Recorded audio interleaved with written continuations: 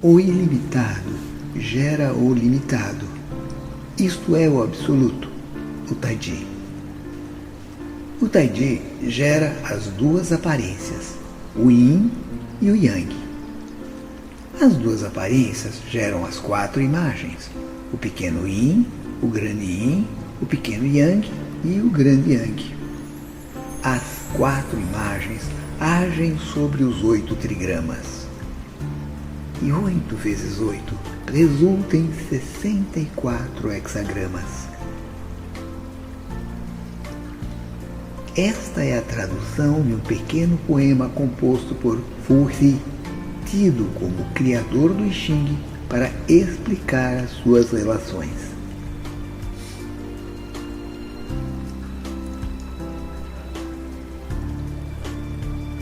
Este curso é dedicado ao xamã Dom Juan Oviedo, mestre, amigo e parceiro.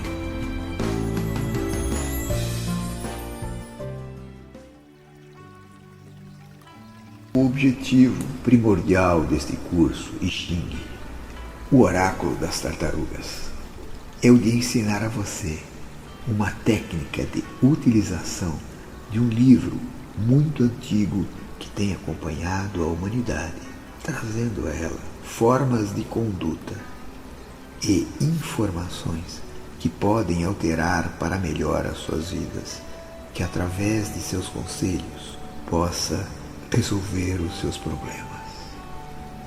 Ele foi criado especialmente para pessoas como você, que buscam uma nova forma de manter contato espiritual com uma sabedoria superior, que buscam encontrar o caminho mais perfeito possível que a leve a uma espiritualidade maior, a uma ética superior, a uma condição de vida quase divina.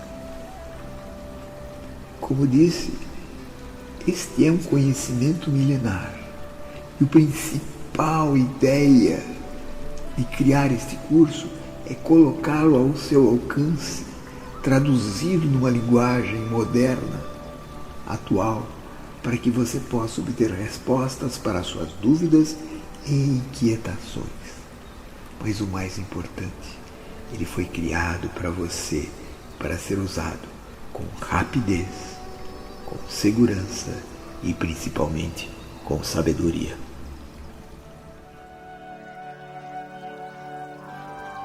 Então agora vamos conversar um pouquinho sobre a história da origem do Livro das Mutações. Como eu já havia insinuado, o I Ching é considerado o mais antigo livro da China.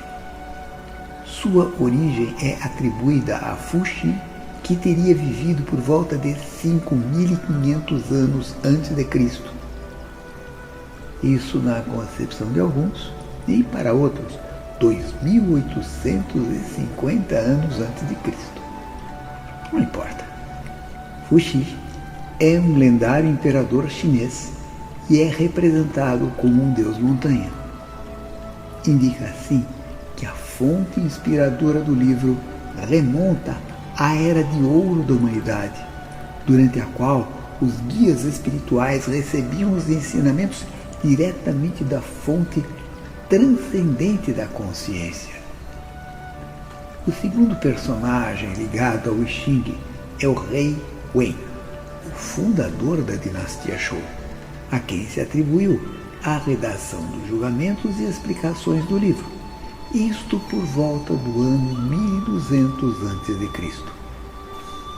Ao duque Zhou, filho do rei Wen, é atribuída a escrita dos textos complementares. Com ele completam-se os textos tradicionais do livro. Finalmente, por volta de 500 anos antes de Cristo, coube a Confúcio dar ao I Ching a feição que hoje nós conhecemos. Seus comentários, registrados em 7 obras, boa parte das quais agregadas ao corpo do próprio livro, facilitam a aproximação aos ensinamentos desta corrente esotérica. Os primeiros contatos do Ocidente com o I Ching ocorreram através dos relatos dos jesuítas que residiam na corte de Pequim entre os séculos XVI e XVIII. Foi somente em 1834 que foi feita a primeira tradução completa do livro para o latim por um tal Padre Regis. E no final do século XIX, 2 outras versões vieram a divulgar o livro na Europa. A mais conhecida versão ocidental do I Ching é a de Richard Wilhelm, isso em 1956. Ele era um pastor protestante que viveu muitos anos na China. Esta versão foi escrita originalmente em alemão e depois foi traduzida para praticamente todas as línguas ocidentais.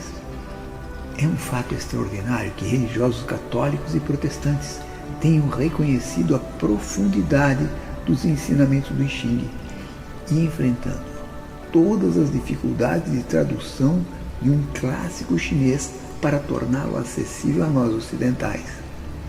Estes fatos demonstram que trata-se de uma evidência do poder incomparável deste legado para a humanidade, que encontrou uma linguagem a tal ponto universal que não levanta reações de natureza religiosa nem obstáculos culturais intransponíveis para tocar a alma de todos os seres que buscam crescer espiritualmente e se dignificar como um verdadeiro ser humano.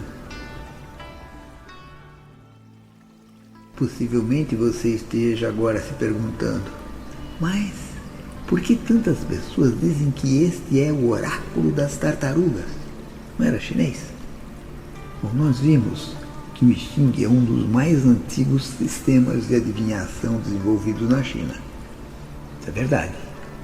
No começo, ele consistia em esquentar os ossos dos animais no fogo e o fogo produzia rachaduras dos ossos pelo aquecimento, e isto eles usavam para descobrir a época mais propícia que deveriam ser feitos os sacrifícios rituais, qual seria o melhor momento para sair para caçar.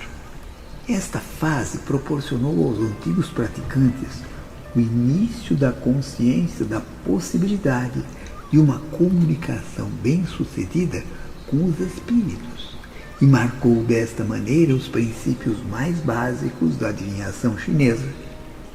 O passo seguinte foi começar a usar cascos de tartaruga da mesma forma que os ossos dos animais. Esses cascos, ao serem expostos ao fogo, produziam padrões de rachadura para os adivinhadores interpretar.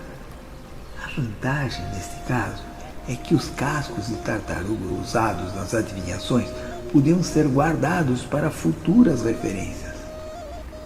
E foi aí que os adivinhadores antigos começaram a inventar a escrita nos cascos. Imagens simbólicas eram então gravadas nos cascos como um registro do que foi perguntado e o resultado que se obteve. Vem daí o nome Oráculo das Tartarugas.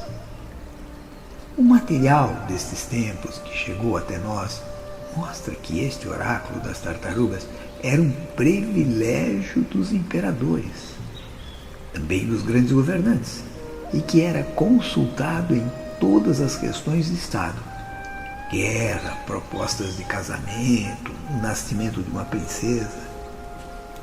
Foi aproximadamente a partir do ano 1000 depois de Cristo, um pouco depois que a dinastia Zhou foi fundada, que os textos do I Ching, como nós conhecemos hoje, começaram a ser escritos.